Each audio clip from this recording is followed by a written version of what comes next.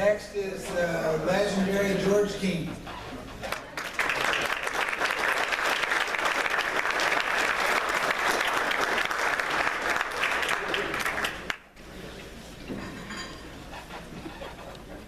Thank you, Bill.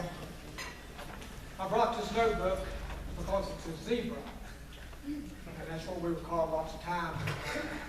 In this notebook, there's a lot of things to tell. First of all, I want to thank God for giving me the health, the wisdom, and the ability to officiate for the duration of my career. Second, I'd like to thank my father, who instilled in me my core values and taught me integrity and other values to be a good man. Third, I'd like to thank my family. They're all here. I'm with my sister Becky, her two nephews, both state champions in West Virginia. Their families, my niece, Shannon, my brother-in-law, Eamon, my brother-in-law, Darian, Jeannie, my fiancée. In my heart, Katie and Michael, Brian and Jody, my niece and nephew, from my brother's side of the family, and my brother who got me into this mess. I saw him wrestle in 1970, and I thought the guy did a horrible job, and I thought I could do better. So, you know, we all have things that encourage us to do this. But that in particular was the thing that really did this. My first love was music. If you went through the album back there, if you opened the thing, there was a picture in there of a band. And in that band, I traveled all over the United States. I love music. But I decided that wrestling was much more important than music to me. So I decided to officiate. One of my good friends from my first band that I was ever in my life is here today. He's a former mayor of Logan, Gary Hill.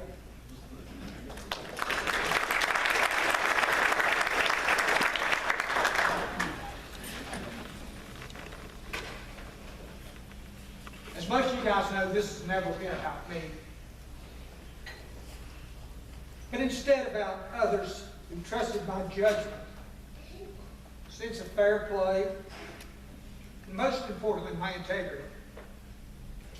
When I referees, I never looked at who was on the mat. I just looked at red and green. And I went out and called the match exactly that way. It could have been anybody. Didn't matter to me. It was red and green, and I called the match. I'm sure there were calls I missed. I'm sure there's calls I made great. I'm sure there were calls that were mediocre. But the deal is, in each and every match, I considered it a test. And I officiated each and every one, whether it was pee-wee, junior high, high school, or college, with the best of my ability. I would like to thank the Hall of Fame for accepting me into this honored group. I mean, look at the names that are in this Hall of Fame. Look at the people that are here today to honor us. God, yes. I would like to particularly recognize a few folks who made me the best I could be. There was an older gentleman who started wrestling in the Kanawha Valley, and his name was Ed Sykes Sr. He was a referee and a good one. And he told me, he said, "Have thick skin, son." You know, I was always approachable. I believed in that. I believed that you needed to be approachable when you had guys that are in the Hall of Fame coaching in the corners while you were officiating. And even people that aren't in the Hall had their opinion about the call. I never told somebody to go sit down and shut up. I always told them, what can I do for you, coach?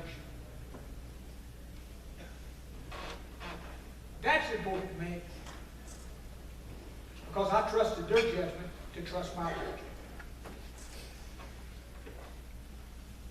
Joe Grass, he's deceased, but his son Todd's here, who in himself was a really, really good official. One of my proteges. Joe Grass was one of my best friends. Taught me a lot. Him and Dave Jeffrey, who's here today, worked me at Nitro, and they worked one mat, and I worked the other mat by myself. I didn't know I wasn't supposed to do that. I thought we were supposed to just go out and call. They worked that mat and rotated, and I kind of got screwed. You know, that's the way it is. And Dave, I remember that well.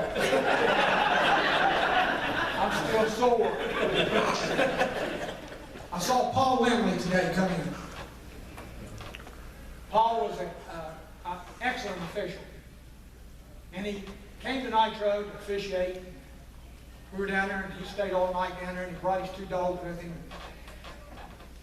He was late coming to the weigh-ins. Pat Vance was there. Pat said, George, go get your stuff. I don't know where Paul is. He's not here. He said, I'll pay you too.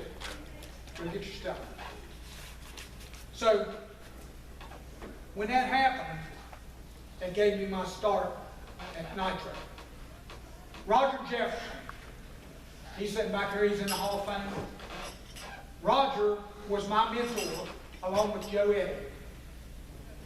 The first time I ever officiated for Roger Jefferson was at his school on school time in a match.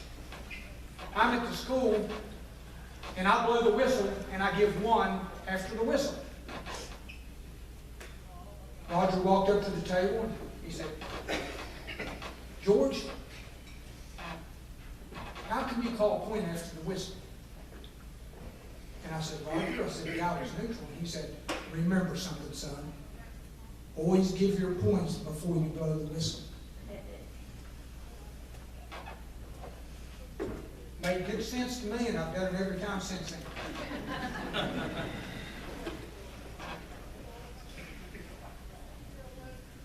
All the officials are here. I had 2 guys that come to fathers to anybody. Rodney Elam came all the way from Georgia. Rodney. He's back there in the back someplace. Great friend of mine, one of the best officials I ever had. And we had 5 guys in the state tournament back then, which was unheard of from an all-Southern board. It was John Hasty, Dale Slack, Roger Jefferson, Rodney Elam, and myself. 2 of those guys are here. 3 of them are here in the back. And Dale's sick, so keep him in your prayers. He has some health problems that are not very good, and he needs your prayers. When I started officiating, there were several guys that hired me. Jack Perry, Tom Balsey, Steve White was at the junior high school, and he hired me for his matches. And they had some wars with Point Pleasant and Terry. And Jim Crawford, who's not here today, and he may never be in this room, and he gave me a start by doing his B-team matches for nothing. I go to the Nitro tournament, I go to the other tournaments, and I asked the mat judge when I first started officiating, so I could mat judge and see the other guys work. And I had my official's card, and the reason I did that was so I could get better. I wanted to see the best guys work up close and personal so that I could emulate them. And hopefully I did that. The best teams in the state came to Hoover. One year Steve Key called me and he said, George, would you come up here and call this tournament? I said, yes, sir, I'll be right there.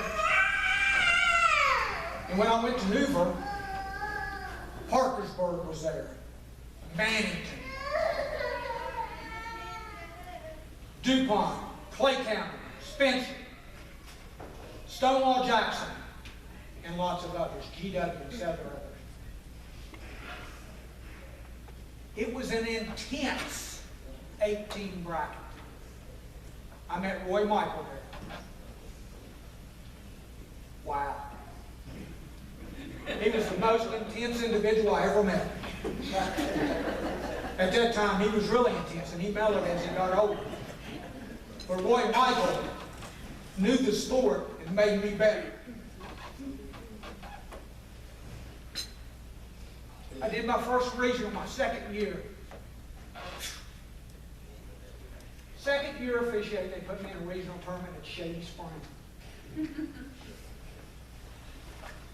I couldn't believe it.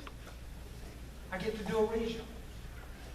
And I go up there and it's the same guy that screwed my brother as officiating with me. And I thought, I've got to make amends. So I did. And he explained to me, we had riding time back then. I didn't know what riding time was when I was there. You know, I just assumed that the guy had to work off the hip stump. So I learned from that. I went to Hoover and I met a friend of mine named Tom Woods. And he said, hey, George, come up here to Spencer next year and call this tournament. I said, okay, buddy, I'll be there. So I put in my little book, I kept a little book. I came up there, I walk in the door, and Bob Pickens is there to officiate, and Burton Rogers is there to officiate, and Bob Bruni's there to officiate, and I don't have a contract. And Tom says, what are you doing here? And I said, well, you told me last year at Hoover to come up to your tournament and officiate. He said, well, I don't know what to tell you, George. You know, you drove all this way for nothing. I said, that's fine, I'll officiate for nothing.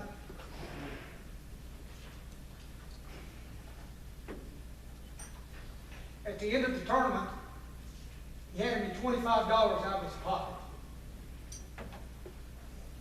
And he said, you don't need a contract anymore. You're here for life. As long as I'm here, you're here. What a story. What a great friend he's been over the years. Tremendous guy. I met Mike Stoneker. I met Rick Hare at the state tournament. They've become lifelong friends as well. I look over at this table and they're all state tournament officials, or would-be state tournament officials. I look back here and they're all Kanawha Valley officials. And what you saw up here in this group was the officials here to support me and Mike Kirby. Because we come in numbers now.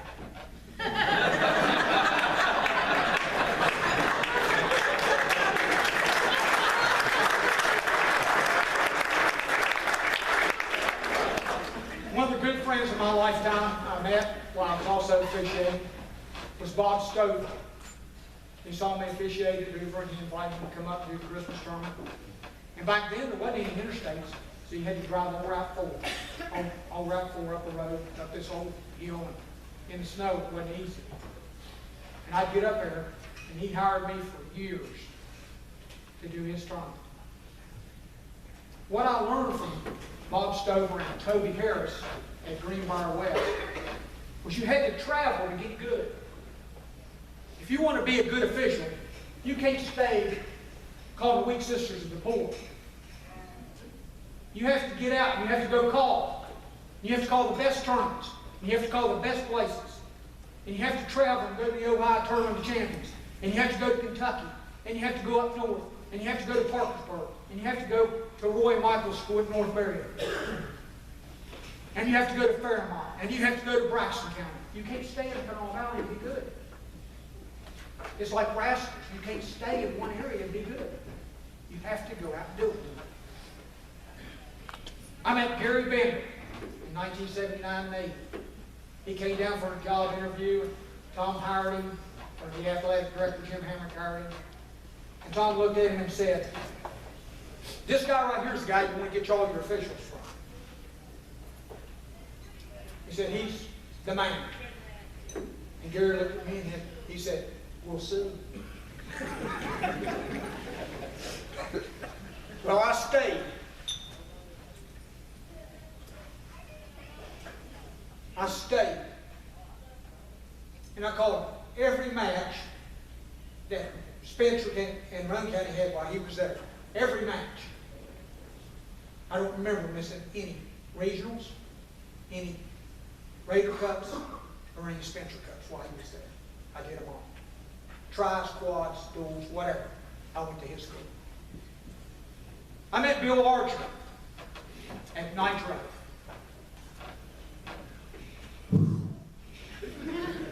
What an intense individual, him and Boyd. I never met people like that.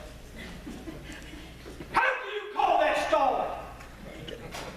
I said, I just went like this, coach. You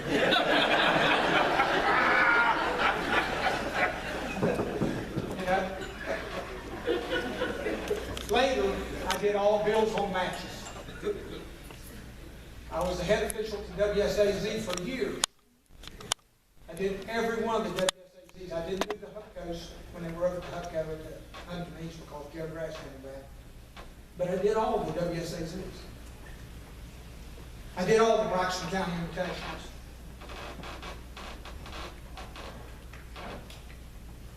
I did every regional from my second year all the way up till I quit. I did 35 consecutive state tournaments. How blessed was I to call for you guys. Bill hired me. We became friends. I support his banquet. I support his auction. We're great friends. And you know why we became friends? It wasn't because I was George Keeney, the referee. He didn't look for calls. It wasn't that. It was because we both loved wrestling. They have a fundraiser that's phenomenal. And I love going. And I'll never miss it as long as I'm there. I'll never miss this as long as I'm there. By getting better and better, I got to go other places. I went to Kentucky, and I called for Nate's friend, foes, and nephews, and brothers, and all that down there. Nate and Joe Carr and Joe, and Rusty Parks, and they started hiring me down there. Another branch, I took young officials like Jeremy Collins, Bill Creed, Darren Ball, etc., etc., etc., Todd Grass, all over the place. We went to every major tournament we could to get better so you could see better competition. It wasn't about me, it was about them. We're the only board to have 5 officials in the state tournament. We're the only board to have 4 officials in the state tournament. We're the only board to have 6 officials in the state tournament out of 12. Because of their hard work and their time and effort, that was my passion, was the Kanawha Southern Board. It is my passion. I lived for wrestling officiating. I did it for years. I sacrificed. Jeannie knows. She's been with me 10 years. And for 10 winters, she never saw me. So that's just the way it was. I worked with Wade Shiles. Bill brought Wade Shiles down to the WSAZ. And he said, George, this is Wade Shiles. I went, oh my God. Here's this guy, he's a great NCAA official coming down to do a high school tournament. And he walked up to me and he said, George, he said, I'm kind of rusty on the high school rules. Can you help me? And we got along great. He looked at me and he said, I want to give you one piece of advice if I can give you one. He said, know the intent of the rule. Not the written rule. Know the intent of the rule.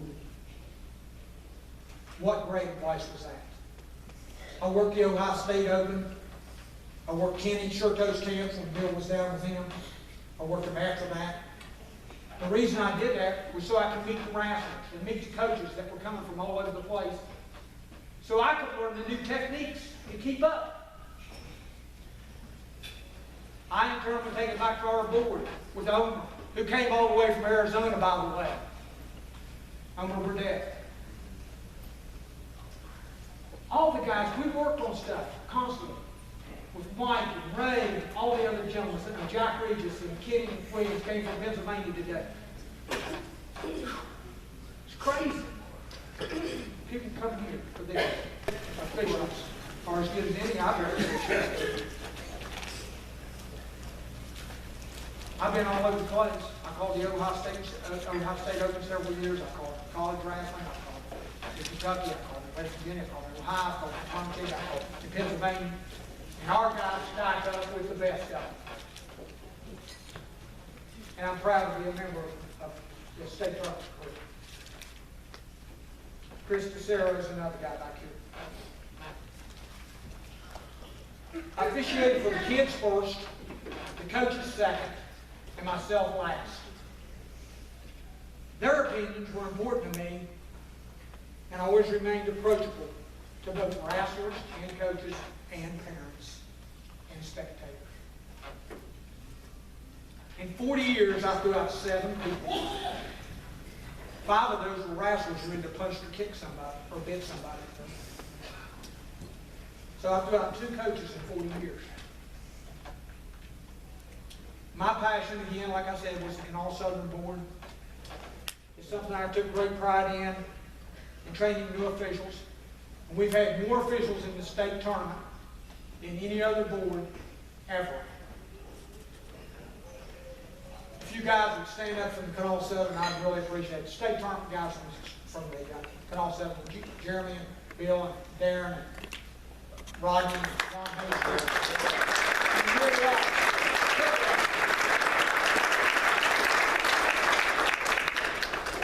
It's unbelievable. Support and attendance, here they are for me. Jefferson, Elam, Hastings, Slack, Grass, Creed, Cowan, Stoffel, Medley, Ball, Harrison, and me. All did the state tournament. As I look around the room, there are many officials from other states and other places. And I love all of you guys. I hope I didn't miss anybody. I hope I pointed out the people that were great to me, like the Bob Stovers and the Toby Harrisons and the Bill Archers and Roy Michaels and Steve Keys and Tom Woods and Gary Bennett. There are other guys in here just as good. Now I'd like to mention some young guys that are coming up and to show us that we have wrestling in good hands. Robbie Archer took over the Huntington program. What a program. John Bonecutter took over the Point Pleasant program. What a program. Jeremy Tincher and Steve Tincher took over the Greenbrier West program. What a program. Cliff Warden took over the Independence program. What a program. And Matt Smith took over River. And Chris Wade took over Parker program. Guys, if you're going to officiate, you don't know the sport because they know it. When you go out, we work like we always work up in that building. Now I'm going. In conclusion, I encourage everyone to support each other. Wrestlers supporting officials, officials supporting wrestlers, officials supporting coaches. To keep our sport great, to continue to support this Hall of Fame, give if you can. And honor these guys that are coming up like you've honored me here today. Strive to be better at it, either as coaches, officials, or if you're a wrestler in this room, there are several in here. Right over here at this table are 2 of the guys that have been 3 and 4 and 5 times state champions. Q and Josh Humphreys. When I went up to get my award at the junior state tournament last year, here comes this kid out and I handed this award. It wasn't Rick Dunbar, it wasn't Mike Litton. This boy comes out. Tears well up in my eyes. It's the only time I got emotional till today. Josh walks out. I just been asked by Travis to call his son's match in the finals. I mean, how many parents asked you to call a match?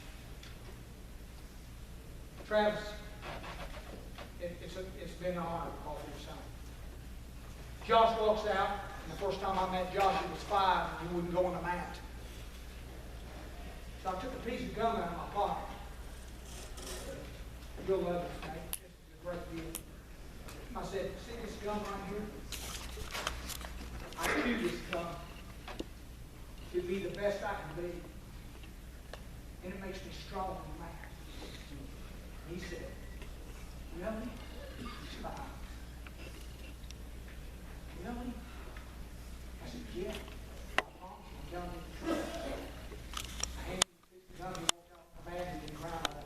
go out on the mat. And he walked out on the mat and he wrestled. Well, he's a two-time national champion. So far back. Cliff King Eastern national champion, all this stuff. State champion, all this stuff. 7 or 8 times I don't know.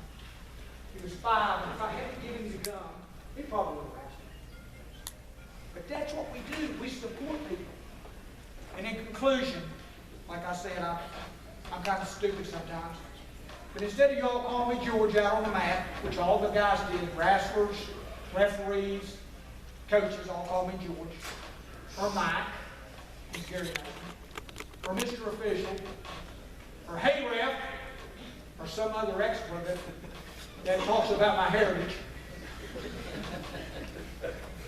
Call the stall, call the fall, call it all, and just call me Coach Paw. I'm now coaching wrestling with my grandson and coaching baseball with my grandson and granddaughter, and that's where my career will end. I thank you guys again.